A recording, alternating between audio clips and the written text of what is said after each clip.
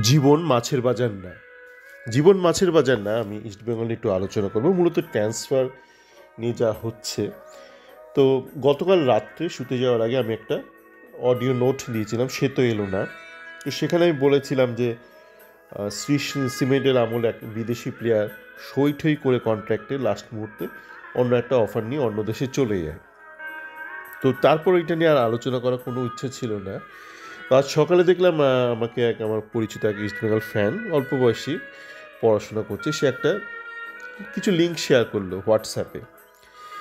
তো দেখলাম যারা মোটামুটি ইস্টবেঙ্গল নিয়ে কন্টেন্ট তৈরি করে, ইউটিউবার মূলত, যারা ট্রান্সফারের সময় এটা সেটা অনেক কিছু বলে, সমস্ত যে ভুল তা নয়, সেটা আমি আমার আগের অডিওতে বলেছি।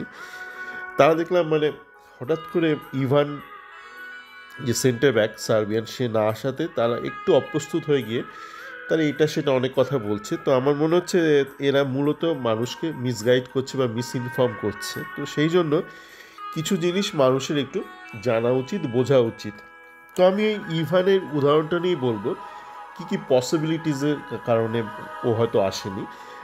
এটা পুরোটাই কাল্পনিক, কিন্তু এই আলোচনার মূল উদ্দেশ্য হচ্ছে আপনাদের বোঝানো, যারা আপনারা জানেন না, যে কী কী ফ্যাক্টর কাজ করতে পারে, যেটা নিয়ে একটা ভুল ব্যাখ্যা দেওয়া হচ্ছে যে জীবনটাকে মাছের বাজারের সাথে তুলনা করা হচ্ছে, যে আপনি পকেটে টাকা নিয়ে গেলেই আপনি মাছটা নিয়ে চলে আসবেন। এরা এমন একটা ভান করছে যে আপনার কাছে টাকা থাকলে আপনি অবিবাহিত হলে যার তার বউ প্রেমিকাকে তুলে নিয়ে বিয়ে করে নিতে পারবেন। ব্যাপারটা এরা এমন পর্যায়ে নিয়ে গেছে যে জীবনটাকে মাছের বাজারের সাথে তুলনা করছে, যে আপনি পকেটে মোটা টাকা নিয়ে গিয়ে সবচেয়ে বড় ইলিশটা তুলে আনলেন, তেমনি আপনি ওর বউকে ছিনিয়ে নিয়ে চলে আসবেন, ওর গার্লফ্রেন্ডকে ছিনিয়ে নিয়ে চলে আসবেন, তেমনি ইভান মতন যে কোনো প্লেয়ারকে ছিনিয়ে নিয়ে চলে আসবেন প্যাকেজ জোর থাকলেই। ব্যাপারটা কিন্তু তা নয়। তো একটু কাল্পনিক আলোচনা করি, হাইপোথেটিক্যাল আলোচনা, কিন্তু যা বললাম উদ্দেশ্য হচ্ছে কী কী ফ্যাক্টর কাজ করে। প্রথমত বলি, আমরা ধরে নিলাম টাকা পর্যাপ্ত আছে, টাকা না থাকলে আবার কিছুই হবে না। এই আলোচনার উদ্দেশ্য হচ্ছে টাকা থাকলেও কী কী কারণে আপনি ব্যর্থ হতে পারেন কোনো একটা কন্ট্রাক্ট ক্লোজ করার ক্ষেত্রে। প্রথম হচ্ছে, এটা আমি কোনো সিকোয়েন্সিয়ালি বলছি না, এমন না যে মোস্ট ইম্পর্টেন্ট রিজন বা সেকেন্ড ইম্পর্টেন্ট, আমি র্যান্ডামলি সিকোয়েন্স করছি যেরকম আমার মাথায় আসে। এক নম্বর হচ্ছে কোচ। দেখুন, আমার যদি পরিচিত কোনো ব্যক্তিগত ভালো বিদেশি থাকে, সে যদি আমাকে জিজ্ঞেস করে এই মুহূর্তে কি ইস্টবেঙ্গলে যাওয়া উচিত, আমি তাকে না বলবো, না না, নো। এবার আপনি বলতেই পারেন যে আপনি ইস্টবেঙ্গলের ফ্যান হয়ে কেন এরকম সর্বনাশ করবেন। দেখুন, আমি যেমন ইস্টবেঙ্গলের ফ্যান, আপনিও ফ্যান, আমিও ফ্যান, কিন্তু যে ব্যক্তিরা আমাকে জিজ্ঞেস করছে সে তো আমাকে কিছুটা ভরসা করে জিজ্ঞেস করছে, হয়তো একটা ব্যক্তিগত রিলেশন থেকে জিজ্ঞেস করছে। তো আমি তো জানি এই মুহূর্তে ইস্টবেঙ্গলের যে কোচ আছে, তিনি সবাইকে টেনে নামান, তুলে না ধরতে পারলেও অন্তত টেনে ঠিক নামিয়ে আনেন। কেউ ন্যাশনাল টিমে খেলছে, তাকে টেনে নামিয়ে নিয়ে এলো। কেউ হয়তো শ্রেষ্ঠ হায়েস্ট গোল স্কোরার আইএসএলে, তাকে টেনে নামিয়ে আনলো।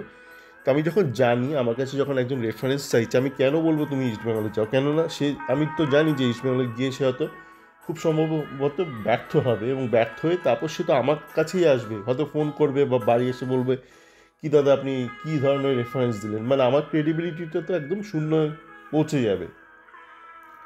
তো ব্যাপারটা কিন্তু এরকমই, যদিও ব্যাপারটা একদমই টোটালি কাকতালীয়, কাকতালীয় না, একদমই একটা আলটিমেট হাইপোথেটিক্যাল সিচুয়েশন। কিন্তু এই ঘটনা হলো, তাকে কিন্তু আমাকে জিজ্ঞেস করার প্রয়োজন নেই।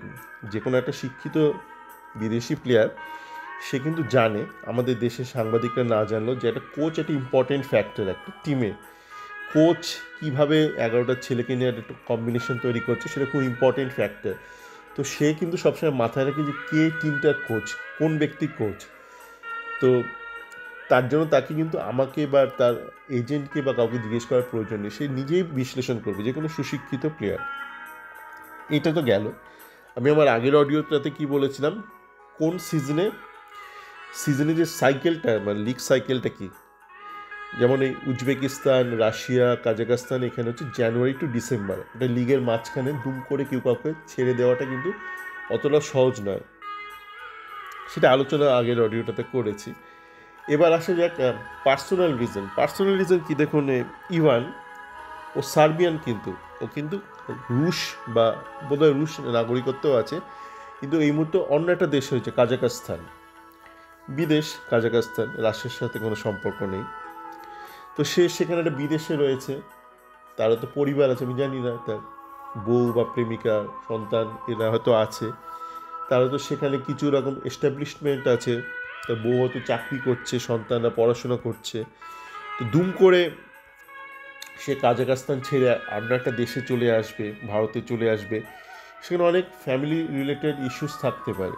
তার বউ রিলোকেট করতে রাজি কিনা, তার সন্তানদের যে স্কুল এডুকেশন হচ্ছে সেইটার ঠিকঠাক মানে কন্টিনিউটির কী ব্যবস্থা রয়েছে, ইন্ডিয়াতে তার মানে কন্টিনিউটির পসিবিলিটি কী, কতদিনের অফার দেওয়া হলো, কোচ কীরকম।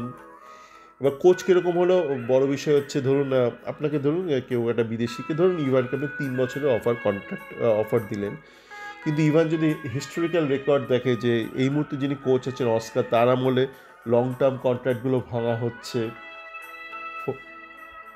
Not for injury reason but for performance reason. তো তার মধ্যে একটা কনফিডেন্সের একটা অভাব থাকে যে এই কোচের আমলে 3 ইয়ার কন্ট্রাক্ট করেও বা কী লাভ, 1 বছর বাদে হয়তো আমাকে তাড়িয়ে দেবে। তো এই ব্যাপারগুলো কিন্তু কাজ করে, এই ব্যাপারগুলো আপনারা তো অস্বীকার করছেন, বা আমি জানি না মানে ইস্টবেঙ্গলে যারা রিক্রুটমেন্টে রয়েছে তারা এগুলো কনসিডার করছে কি করছে না, আমার একদমই ধারণা নেই। আমি বহু দূরে রয়েছি এইসব ঘটনা থেকে, এইসব অবস্থান থেকে, কিন্তু এই ব্যাপারগুলো কিন্তু ফ্যাক্টর, এগুলো কিন্তু কনসিডার করা উচিত।